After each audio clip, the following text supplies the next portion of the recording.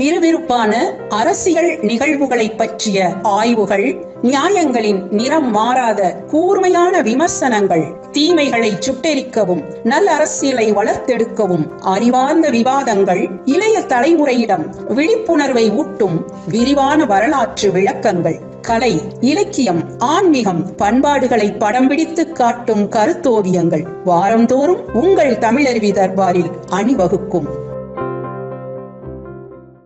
அருள் தந்தையின் 114வது பிறந்த நாள் விழாவை முன்னிட்டு நடைபெறுகின்ற இந்த புனிதமான நிகழ்ச்சியில் வரவேற்புரை நிகழ்த்திய என் நெஞ்சம் நிறைந்த மரியாதைக்குரிய அருள்நிதி பெரியவர் எஸ்கேஎம் மயிலானந்தன் அவர்களே,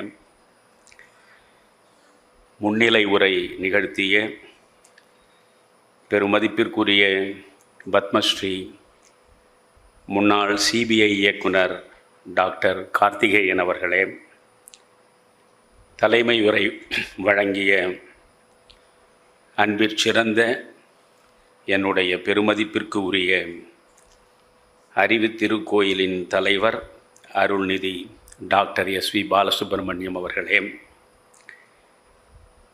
இணை நிர்வாக அறங்காவலர் அருள்நிதி பெரியவர் சின்னசாமி அவர்களே, என் இனிய நண்பர் ராம்ராஜ் காட்டன் நாகராஜன் அவர்களே, இனிய நண்பர் முருகானந்தம் அவர்களே, நீதியரசர் பாலு அவர்களும்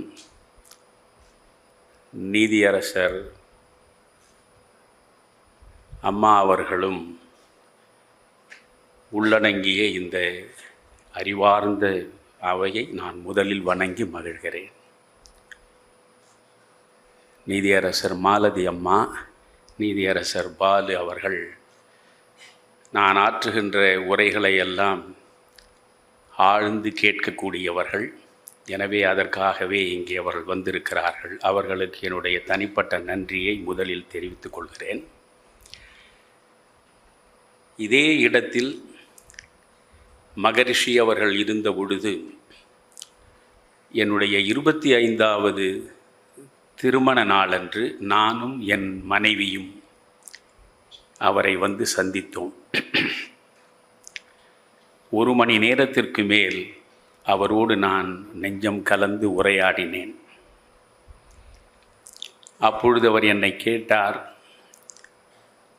மனவளக்கலை அமைப்பு குறித்து நீங்கள் என்ன அறிந்திருக்கிறீர்கள்? நீங்கள் ஆசனங்கள் எல்லாம் போடுவதுண்டா என்று கேட்டார். ஐயா, நான் மாநிலக் கல்லூரியில் 1966 சேர்ந்த நாள் தொட்டு முறையாக ஆசனங்கள் அனைத்தையும் பயின்று அவற்றை நான் செய்து கொண்டிருக்கிறேன் என்றேன்.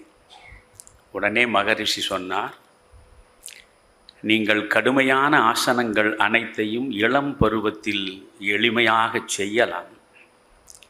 ஆனால் வயது ஏற ஏற கடுமையான ஆசனங்களை நீங்கள் தவிர்த்து விட வேண்டும்.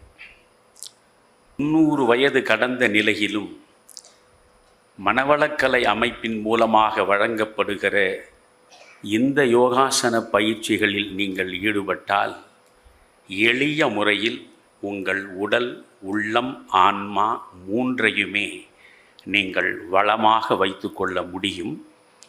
எனவே என்னோடு ஒரு 5 நாட்கள் இங்கே இருந்து நீங்கள் இவற்றையெல்லாம் பெற்றால் நான் மகிழ்வேன் என்றார்.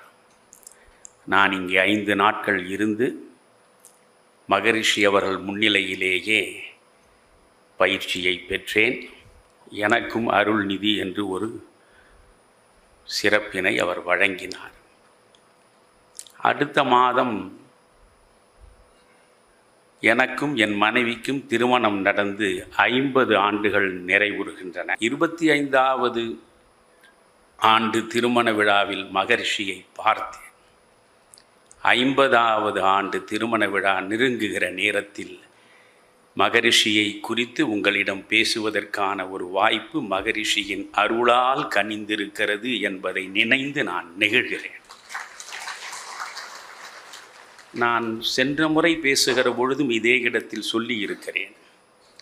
நீங்கள் மகரிஷியை பார்க்கிற பொழுது அவருக்குள் பரமஹம்சரை பார்க்க முடியும், விவேகானந்தரை தரிசிக்க முடியும், பாரதியை உங்களாலே காண முடியும். வேதங்களும் உபனிஷதங்களும் வழங்கி இருக்கக்கூடிய அத்துணை பேருண்மைகளின் வடிவமாக மகரிஷியை உங்களாலே தரிசிக்க முடியும்.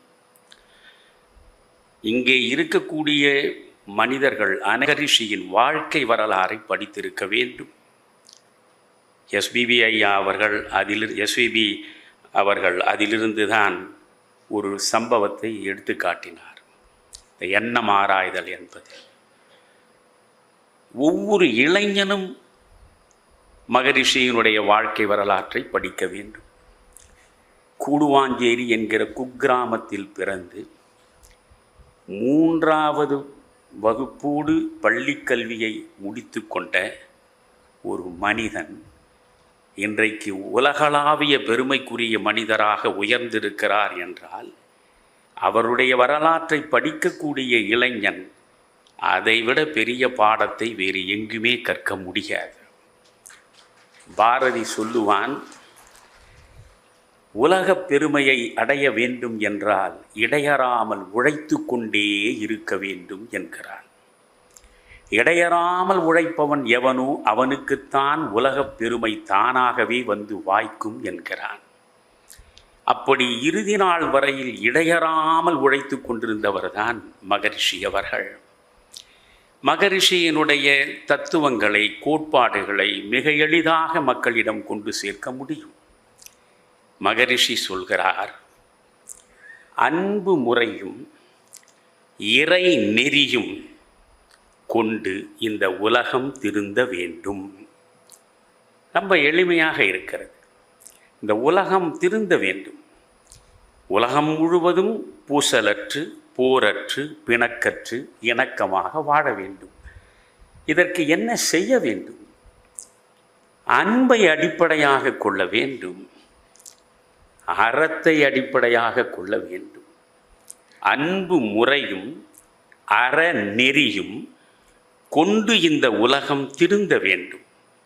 அதற்கு அடுத்த வரி அழகாக சொல்கிறார், அன்பு நெறியும் அன்பு முறையும் அறநெறியும் கொண்டு இந்த உலகம் திருந்தினால் மனித குலம் இன்பமும் அமைதியும் பெற்று மகிழ்வோடு வாழ முடியும். எல்லா உயிர்களும் மகிழ்ச்சியைத்தான் தேடுகின்றன.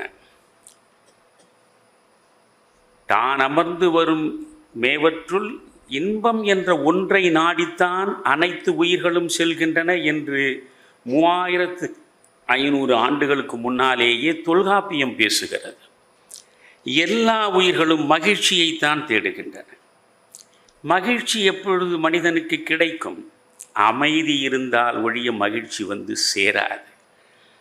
அமைதியும் இன்பமும் ஒரு நாணயத்தின் 2 பக்கங்கள். அமைதி எங்கே இருக்கிறதோ அங்கே இன்பம் இருக்கும். இன்பம் எங்கே இருக்கிறதோ அங்கே நிச்சயமாக அமைதியும் சேர்ந்து இருக்கும். எனவே அமைதியும் இன்பமும் மனித குலத்திற்கு வாய்க்க வேண்டும். உலகம் முழுவதும் மகிழ்ச்சியில் திளைக்க வேண்டும் என்றால் நீங்கள் என்ன செய்ய வேண்டும்? அன்பு முறையும் அறநெறியும் கொண்டு வாழ வேண்டும் என்கிறார். இங்கிருந்து தான் மகரிஷியை நாம் பார்க்கலாம். எனக்கு 1 மணி நேரம் வழங்கப்பட்டிருக்கிறது. படிப்படியாக ஒரு படிநிலையில் நான் மகரிஷியை உங்களை பார்க்க அழைக்கிறேன். முதலில் மகரிஷி நமக்கு சொல்வது, நான் யார் என்பதை நான் அறிய வேண்டும் என்பதுதான் மிக முக்கியமான கோட்பாடு. நான் சொன்னேன், நீங்கள் மகரிஷியிடம் ரமணரை பார்க்கலாம், மகரிஷியிடம் விவேகானந்தரை பார்க்கலாம், மகரிஷியிடம் வேதங்களையும் உபனிஷத்துங்களையும் நீங்கள் பார்க்கலாம். உலகமே புகழக்கூடிய நிலையை ரமணர் அடைந்தார். வேறொன்றுமில்லை, ஒரே ஒரு கேள்வியைத்தான் அவர் முன்வைத்தார். நான் யார்? நான் யார்? இந்த ஒரு கேள்வி உலகம் முழுவதையும் ரமணரை நோக்கி வரவழைத்தது. நம்முள் நாம் எழுப்ப வேண்டிய கேள்வி என்ன? அதற்கு எவ்வளவு அழகாக மகரிஷி சொல்கிறார். எங்கிருந்து வந்தாய்? எப்படி வந்தாய்? ஏன் அழுகிறாய்? எங்கே போவாய் என்பதை அறிவதற்கு பதிலாக யார் கடவுள், என்ன, அவருக்கு எத்தனை மனைவிகள், அவருக்கு எத்தனை பிள்ளைகள் என்று ஆராய்வது கடைகால் இல்லாமலேயே கட்டடம் கட்டுவதற்கு நிகரானது என்கிறார். எனவே யார் கடவுள், எங்கே கடவுள் என்று நீங்கள் தேட வேண்டியதில்லை. முதலில் உங்களை தேடுங்கள். உங்களை தேடுவதை விட்டுவிட்டு நீங்கள் எதையோ தேடுவதன் மூலம் ஒரு நன்மையையும் அடைய முடியாது. நான் புத்தர் பிரானுடைய வரலாற்று சம்பவங்களில் ஒன்றை உங்களுக்கு சொல்கிறேன். ஒரு 30 இளைஞர்கள் அவரவர் மனைவியோடு உருவேலா காட்டின் வழியாக உல்லாச பயணம் சென்றார்கள். அவர்களோடு ஒரு இளைஞனும் இணைந்து கொண்டான். ஆனால் அந்த இளைஞனுக்கு திருமணமாகவில்லை. அவன் ஒரு பெண்ணை வாடகைக்கு நியமித்து தன்னோடு அழைத்து கொண்டு வந்தான். உருவேலா காட்டில் நள்ளிரவு நேரத்தில் அவர்கள் தங்கினார்கள். பொழுது விடிந்தது. புலர்காலை பொழுதில் கண் விழித்து பார்த்தால் இந்த 30 பேர் மனைவியரோடு வந்தார்களே, அவர்கள் கொண்டு வந்திருந்த அனைத்து உடைமைகளையும் காண முடியவில்லை. அந்த பெண்ணையும் காண முடியவில்லை. வாடகைக்கு வந்த அந்த பெண் அத்தனை உடைமைகளையும் கொண்டு சென்று விட்டாள். அவளை தேடிக்கொண்டு இவர்கள் அங்குமிங்குமாக பரபரப்போடு செல்கிறார்கள். வழியில் புத்தர் வருகிறார். புத்தரை பார்த்து அவர்கள் சொல்கிறார்கள், நாங்கள் இப்படி நிகழ்ந்தது, இந்த பெண்ணை தேடிக்கொண்டு போகிறோம், நீங்கள் எங்காவது கண்டீர்களா? புத்தர் சொல்கிறார், அந்த பெண்ணை தேடுவது உனக்கு முக்கியமா அல்லது உன்னை தேடுவது உனக்கு முக்கியமா என்பதை முதலில் முடிவு செய். உன்னை தேடு.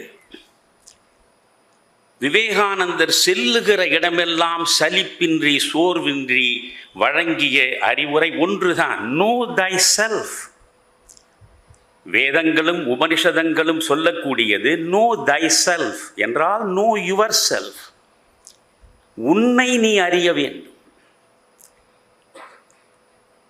இப்பொழுது நீங்கள் இங்கே வகுப்புக்கு வந்து அமர்ந்தாலும் கூட அதில் தியானம் மிக முக்கியமான இடத்தை பெற்றிருக்கிறது.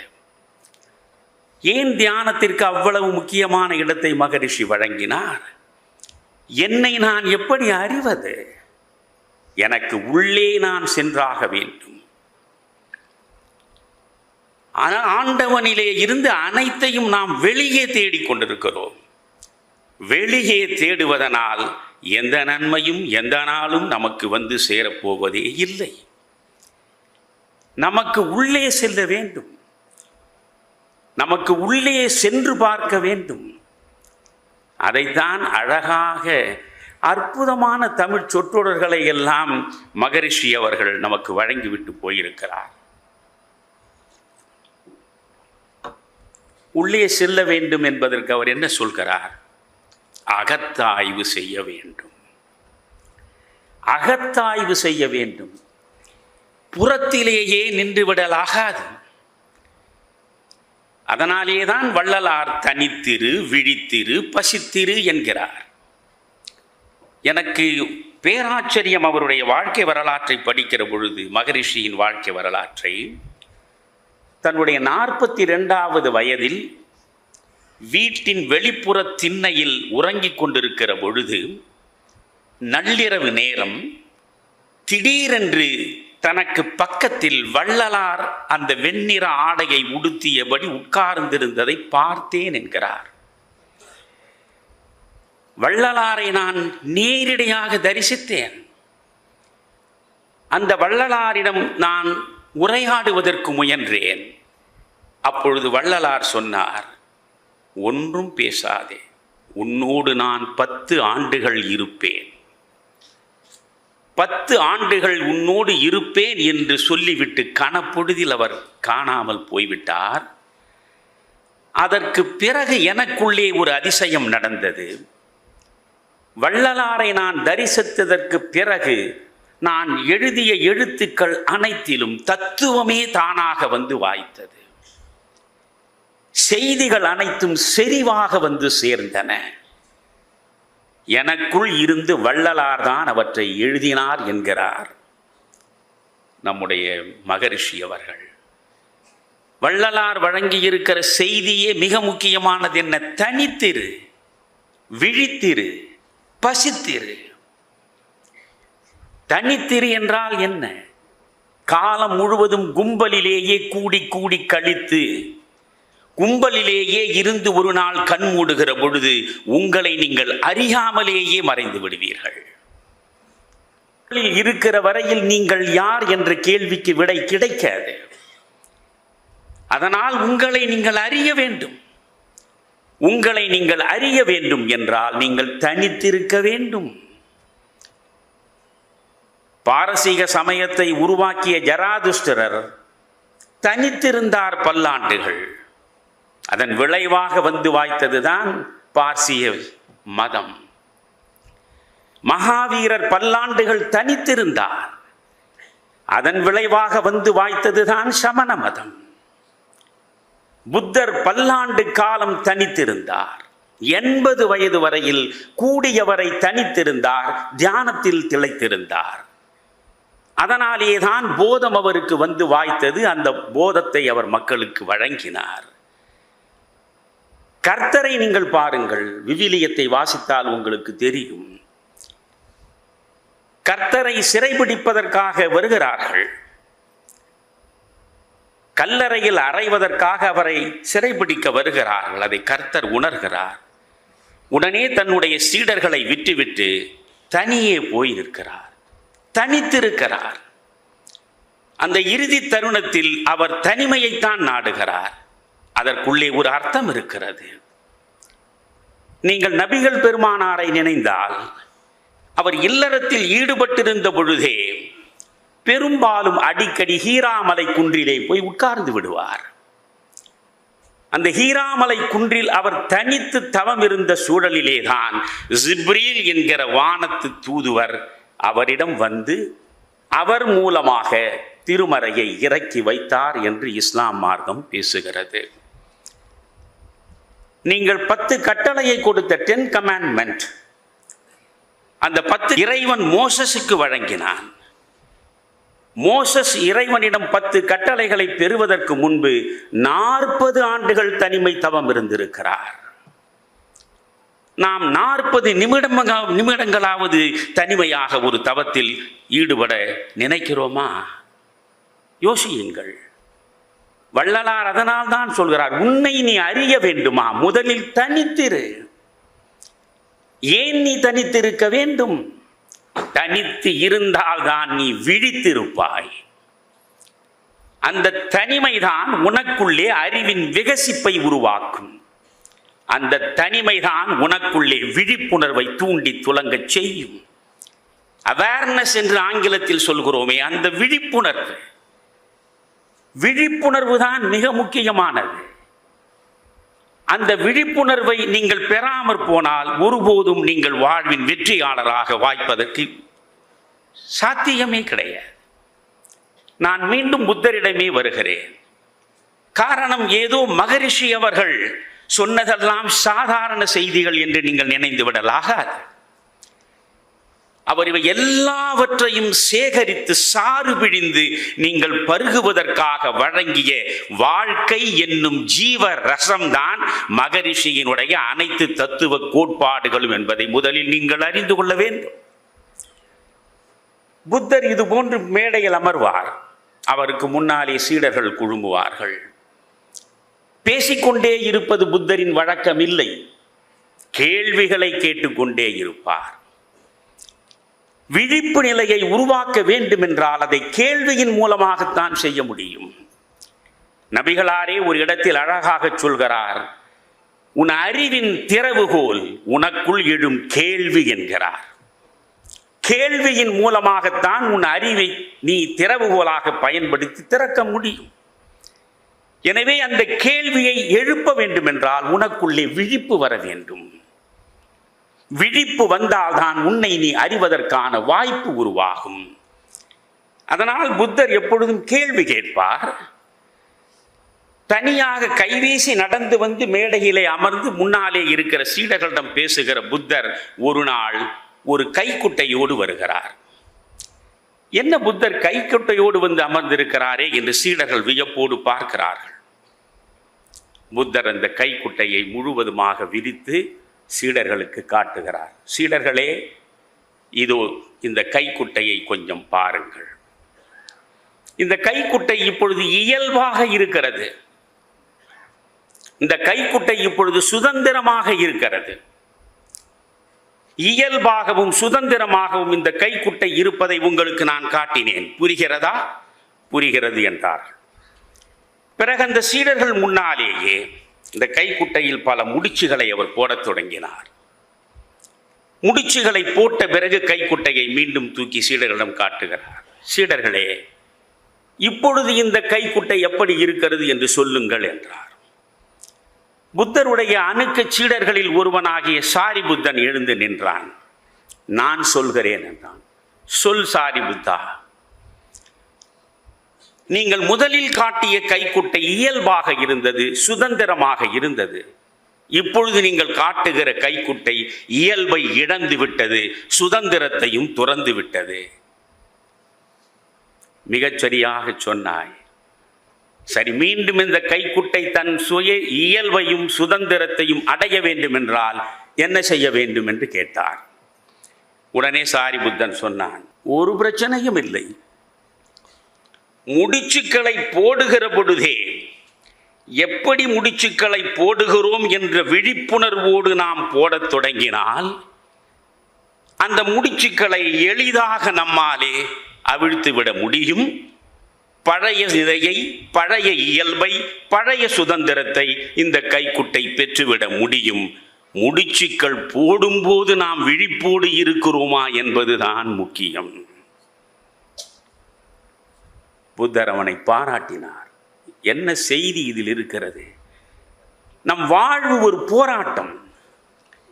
நம் வாழ்வில் நம்மை நோக்கி பலவிதமான முடிச்சுக்கள், மர்ம முடிச்சுக்கள், பிரச்சனைகள் வந்து கொண்டே இருக்கின்றன. அந்த பிரச்சனைகளிலிருந்து எப்படி விடுபடுவது என்று முடியாமல் நாம் முடங்கி விடுகிறோம். புத்தர் சொல்வதை புரிந்து கொள்ளுங்கள். எந்த பிரச்சனை உனக்கு முன்னாலே வந்தாலும் அந்த பிரச்சனை எந்த வடிவத்தில் எப்படி வருகிறது என்று விழிப்புணர்வோடு நீ பார்த்தால் அந்த பிரச்சனையில் இருந்து எளிதாக நீ விடுபட்டு விட முடியும் என்பதுதான் செய்தி. எனவே இந்த விழிப்புணர்வை அடைந்தால்தான் அறிவு விகசிக்கும். மகரிஷி சொல்கிறார், ஆண்டவனை பற்றி அவர் பேசுவதில்லை, அறிவுதான் ஆண்டவன். அறிவுதான் ஆண்டவன். உன் ஆன்மாவுக்குள்ளே உறைந்திருக்கிற அறிவு, அதுதான் ஆண்டவன். எனவே உன் ஆன்மாவுக்குள் உறைந்திருக்கின்ற அறிவு விகசிக்க வேண்டும். அறிவை வளர்ப்பதன் மூலம்தான் ஆன்மாவை வளர்க்க முடியும் என்கிறார் மகரிஷி. அப்படியானால் இந்த அறிவை வளர்ப்பது எப்படி? விழிப்புணர்வை உருவாக்குவதன் மூலம்தான். நீங்கள் அறிவுக்குள்ளே தான் ஆன்மா, ஆன்மாவில் தான் அறிவு இருக்கிறதா? ஆன்மாதான் இறைவனா? எத்தனையோ வடிவங்களில் கடவுளை நாம் கையெடுத்து கும்பிட்டு கொண்டிருக்கிறோமே, மகரிஷி அவற்றையெல்லாம் பொருட்படுத்தவில்லையே. அறிவுதான் கடவுள் என்று சொல்கிறாரே என்று கேட்டால் வேதம் அதைத்தான் சொல்கிறது. அத்தனை வேதங்களும் அதைத்தான் சொல்கின்றன. அறிவுதான் கடவுள். பிரம்மம் என்பது வேறொன்றும் இல்லை, அறிவுதான். அகம் பிரம்மாஸ்மி என்கிறது வேதம். அகம் பிரம்மாஸ்மி என்றால் என்ன? என் அகத்தில் நான் தான் கடவுளாக இருக்கிறேன். பிரஜ்ஞான பிரம்ம என்கிறது வேதம். பிரஜ்ஞான பிரம்ம என்றால் என்ன? என் பேருணர்வு தான் எனக்குள் இருக்கக்கூடிய பிரம்மம், எனக்கான கடவுள். அயம் ஆத்மா பிரம்மம் என்கிறது வேதம். அயம் ஆத்மா பிரம்மம் என்றால் என்ன? என் அகம்தான் எனக்கான கடவுள், அதற்குள்ளேதான் பிரம்மம் இருக்கிறது. தத்துவம் அசி என்கிறது வேதம். தத்துவம் அசி என்றால் என்ன? நீ அதுவாக இருக்கிறாய். நீ அதுவாக இருக்கிறாய் என்றால் நீ எதுவாக இருக்கிறாய்? நீதான் கடவுளாக இருக்கிறாய். இந்த 4 வேதங்களும் வழங்கி இருக்கிற 4 மகா வாக்கியங்களை முதலிலே புரிந்து கொள்ளுங்கள். 4 மகா வாக்கியங்களும் உங்களுக்கு தெளிவுபடுத்துவது பிரம்மம் பேராற்றல், அதுதான் இறையாற்றல். அந்த இறையாற்றல் எங்கே இருக்கிறது? உன் ஆன்மாவுக்குள்ளே இருக்கிறது. பாரதி இதை அப்படியே தெளிவுபடுத்துகிறான். அவன் வேதங்களையும் உபனிஷதங்களையும் மூல மொழியிலேயே படித்தறிந்தவன். எனவே அந்த வேதங்களும் உபனிஷதங்களும் வழங்கக்கூடிய அந்த செய்தியை அப்படியே எடுத்து உள்ளதனைத்திலும் உள்ளொளியாகி ஒளிர்ந்திடும் ஆன்மாவே. நன்றாக கவனியுங்கள். உள்ளதனைத்திலும் உள்ளொளியாகி ஒளிர்ந்திடும் ஆன்மாவே, இங்கு கொள்ளற்கரிய பிரம்மம் என்றே மறை கூவல் கேளீரோ. எத்தனை பொருள்கள் இருக்கின்றன, எத்தனை உயிர்கள் இருக்கின்றன. அவை அத்தனையிலும் இருப்பது, உள்ளொளியாக இருப்பது எது? ஒளிர்ந்திடும் ஆன்மா. இந்த ஆன்மா என்பது எது? அதுதான் பிரம்மம் என்று வேதம் கூறுகிறதே, அதை நீங்கள் அறிய மாட்டீர்களோ என்று பாரதி பேசுகிறான். எனவே இந்த பிரம்மம் என்பதுதான் நமக்குள்ளே இருக்கிறது. நமக்குள் இருக்கிற ஆண்டவனை நாம் அறியாமல் எங்கெங்கோ சென்று நாம் ஆண்டவனை தேடிக்கொண்டிருக்கிறோம். அதனால் என்ன செய்ய வேண்டும்? உள்முகமாக நாம் செல்ல வேண்டும். உள்முகமாக நீங்கள் செல்ல வேண்டும் என்றால் உங்கள் மனதுக்குள்ளே செல்ல வேண்டும். ஒரு இடத்தில் மகரிஷி மிக அழகாக சொல்கிறார், உன் சொல், உன் சிந்தனை, உன் சொல், உன் செயல் மூன்றின் இயக்க களமாக இருப்பது உன்னுடைய மனம். உன்னுடைய சிந்தனையின் இயக்க களம் எது? மனம். உன் சொல்லின் இயக்க களம் எது? மனம். உன் செயலின் இயக்க களம் எது? மனம். எனவே மனம்தான் மிக முக்கியம். அதனாலேதான் மண் பிளஸ் இதன் மனிதன் என்று பெயர் வந்தது. வடமொழியில் மனுஷன் என்றால் மனசிலிருந்து வந்தவன் மனுஷன். ஆக மனம்தான் முக்கியம். மனமது செம்மையானால் மந்திரம் செபிக்க வேண்டா என்கிறார் சிவவாக்கியார். எந்த மந்திரத்தையும் நீங்கள் உச்சரிக்க வேண்டியதில்லை. எந்த கடவுளையும் நாடி நீங்கள் செல்ல வேண்டியதில்லை. நீங்கள் செய்ய வேண்டியது என்ன? மனமது செம்மையாக இருக்க வேண்டும். மனம்தான் மண்ணுயிர் ஆக்கம் என்கிறான் வள்ளுவன். இந்த மண் உயிர்கள் அனைத்துக்கும் ஆக்கத்தை தேடி தருவது எது? மனம் என்கிறான். உலகத்தின் முதல் உளவியலாளன் யார் என்று கேட்டால் நான் வள்ளுவனைத்தான் சொல்லுவேன். சமீப காலத்தில் வந்த சிக்மண்ட் ஃப்ராய்டு உளவியலை அறிவியல் ரீதியாக ஆய்வு செய்து அவன் சொன்னான். அப்படி 40 ஆண்டுகள் உளவியலை அறிவியல் ரீதியாக ஆய்வு செய்த சிக்மண்ட் ஃப்ராய்டு கடைசி ஒரு வாசகம் சொன்னான், மனம் என்ற ஒன்று இருக்கும் வரையில் மனிதனால் மகிழ்ச்சியாகவே இருக்க முடியாது என்பதைத்தான் இந்த 40 ஆண்டு காலத்தில் நான் கண்ட உண்மை என்றான். மனம் என்ற ஒன்று இருக்கிற வரையில் மனித குலம் மகிழ்ச்சியாக இருக்கவே முடியாது. காரணம், இந்த மனதிலே இருந்துதான் எண்ணங்கள் தோன்றுகின்றன. தற்சோதனை என்று சொல்லுகிற பொழுது மகரிஷி என்ன சொல்கிறார்? எண்ணங்களை ஆராய்தல். முதலில் அவர் சொல்வது அதுதான், எண்ணங்களை ஆராய்தல். எண்ணங்களை ஆராய்வதோடு நீ நின்றுவிடக்கூடாது. எண்ணங்களை ஆராய வேண்டும். உன்னுடைய சினத்தை அகற்ற வேண்டும். உன் கவலையை ஒழிக்க வேண்டும். நீ யார் என்பதை கண்டெடுக்க வேண்டும். இவற்றிலெல்லாம் ஈடுபட வேண்டும் என்றால் நீ அகத்தாய்வு செய்ய வேண்டும் என்பதுதான் மகரிஷி சொல்வது. நான் எளிமையாக உங்களுக்கு ஒன்று சொல்கிறேன். ஒரு மளிகை கடைக்காரர் இருக்கிறார்.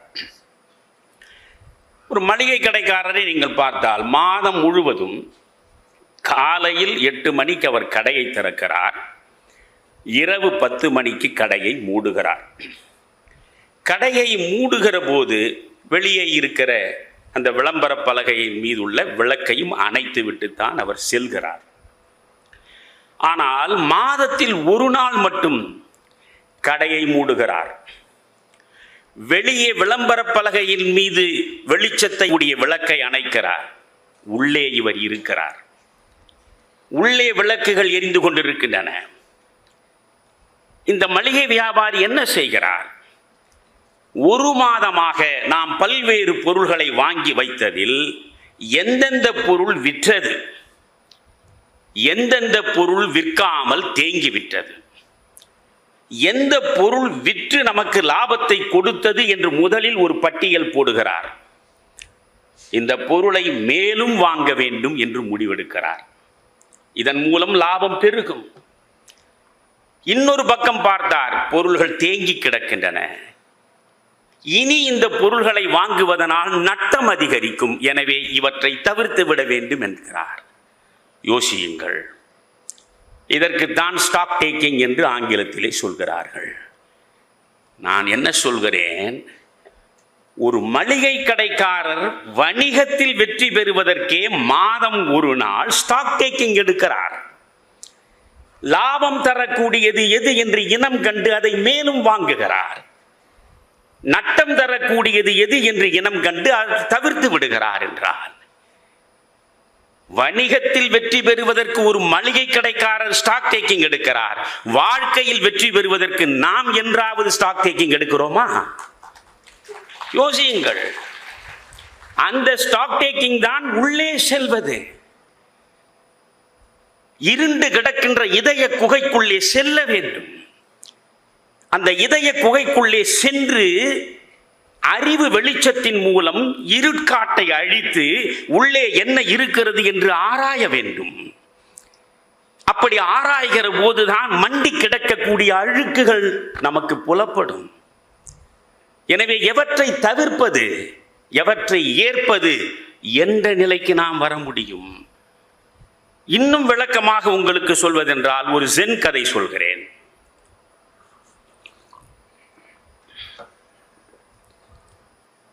இவை அனைத்தும் மகரிஷி எழுப்பி இருக்கிற மாளிகையின் அடித்தளம். அதனால் நான் விவரிக்கிறேன். ஒரு புகழ்பெற்ற ஜென் இருந்தார். அந்த ஜென்னிடம் பல பேர் வாழ்க்கை கலை குறித்து பாடம் பயின்றார்கள். ஜென் என்பது ஒன்றும் இல்லை. இங்கிருந்து சென்ற புத்த மதம் அது மெல்ல சீனாவுக்குள்ளே நுழைந்தது. அதை நுழைத்தவனே போதி தர்மன் என்கிற தமிழன் தான். அந்த போதி தர்மன் கொண்டு போய் சேர்த்தான். மகாயான புத்த மதத்து பிரிவை அவன் இங்கிருந்து கொண்டு போனான். கிபி 8ஆம் நூற்றாண்டில் சீனாவுக்குள்ளே அவன் சென்றான். இப்பொழுதும் நீங்கள் ஷாலின் டெம்பிள் என்று சொல்லுவார்கள். மார்ஷியல் ஆர்ட் எல்லாம் பேசுகிறார்களே, அவை அனைத்துக்கும் பிதாமகன் போதி தர்மன் தான். அந்த போதி தர்மன் அங்கே கொண்டு போன பொழுது தியானத்தை தன்னுடைய சீடர்களிடம் அவன் வலியுறுத்தினான். வடமொழியில் தியானம் என்பது தியான் என்று சொல்லப்படும். இந்த தியான் என்பது மெல்ல மெல்ல மருவி கொரியா வழியாக ஜப்பானுக்கு செல்லுகிற பொழுது ஜென் என்று ஆகிவிட்டது. இன்றைக்கு ஜப்பானியருடைய வாழ்வியல் முறையை வகுத்து கொடுப்பதே ஜென் தான். அந்த ஜென் தத்துவங்களை எல்லாம் நீங்கள் தேடி படிக்க வேண்டும். ஜென் என்பது வேறொன்றும் இல்லை. உன் வாழ்வில் எது உனக்கு எதிராக வந்தாலும் இயல்பாக நீ கடந்து செல்ல வேண்டும் என்பதை உணர்த்துவதுதான் ஜென். அந்த ஜென் ஞானி உட்கார்ந்திருக்கிறார். அவர் சீடர்களிடம் போதனை செய்து கொண்டிருக்கிற நேரத்தில் அந்த ஊரிலேயே மிகப்பெரிய பணக்கார பிரமுகர் அவரை பார்க்க வருகிறார். அவரை பார்க்கிற பொழுது ஜென்னுக்கே வியப்பாக இருக்கிறது. வந்தவர் இவரை தொழுதார். அவருடைய பக்கத்தில் அமர்ந்தார். சென் அவரை பார்த்து கேட்கிறார், நீங்கள் என்ன இங்கே வந்திருக்கிறீர்கள் என்றார். அவர் சொன்னார், ஒன்றுமில்லை, நான் எப்பொழுதுமே நல்லவனாக இருக்க ஆசைப்படுகிறேன். நன்றாக கேளுங்கள், நல்லவனாக இருக்க ஆசைப்படுகிறேன். நல்ல எண்ணங்கள் எனக்குள்ளே மலர வேண்டும் என்று தவிக்கிறேன். என்னமோ தெரியவில்லை, நான் கெட்டவனாகவே வாழ்கிறேன். கெட்ட எண்ணங்கள் தான் என் இருதயத்திற்குள்ளேயே மண்டி கிடக்கின்றன. நான் நல்லவனாக வாழ்வதற்கு ஒரு வழியை நீங்கள் சொல்ல வேண்டும் என்றார். கிருஷ்ண பரமாத்மா துரியோதனனோடு உரையாடுகிற பொழுது கிருஷ்ண பரமாத்மா அறக்கருத்துக்களை துரியோதனனுக்கு வழங்குகிறார். அப்பொழுது துரியோதனன் சிரித்து கொண்டே சொல்கிறான், கிருஷ்ணா, நீ சொல்லி எந்த தர்மத்தையும் அறிய வேண்டிய நிலையில் நான் இல்லை. எனக்கு எல்லா தர்மங்களும் தெரியும். ஆனால் என்னமோ தெரியவில்லை, அதர்ம பாதையிலே தான் நான் சென்று கொண்டே இருக்கிறேன். தர்மம் தெரிகிறது, ஆனால் பயணம் அதர்மத்தின் வழியே தான் நடக்கிறது. அதை என்னால் தடுக்க முடியவில்லை என்று அன்று சொன்னது போல இன்று இந்த பணக்காரர், நான் நல்லவனாக இருக்க விரும்புகிறேன், ஆனால் கெட்டவனாகவே இருக்கிறேன். நல்ல எண்ணங்கள் என் இருதயத்தில் நிரம்ப வேண்டும் என்று தவிக்கிறேன், ஆனால் கெட்ட எண்ணங்கள் மட்டுமே சூழ்ந்து என்னை தொல்லைப்படுத்துகின்றன. இதை நீங்கள் அகற்றி என்னை நல்லவனாக்க வேண்டும் என்றார். அவ்வளவுதானே, இப்பொழுது நொடி பொழுதில் உங்களை மாற்றி விடுகிறேன் பாருங்கள் என்றார் சென். வாலறிவு என்பது வேறு, நூலறிவு என்பது வேறு. ஞானி ஆவதற்கு இந்த தகவல் தான் உங்களுக்கு தடை சுவராக இருக்கும். ஞான நிலையில் நீ கொண்டு போய் உட்கார வைக்கப்படுகிற பொழுது கடவுளை நீ கண்டெடுத்து விடுவாய்.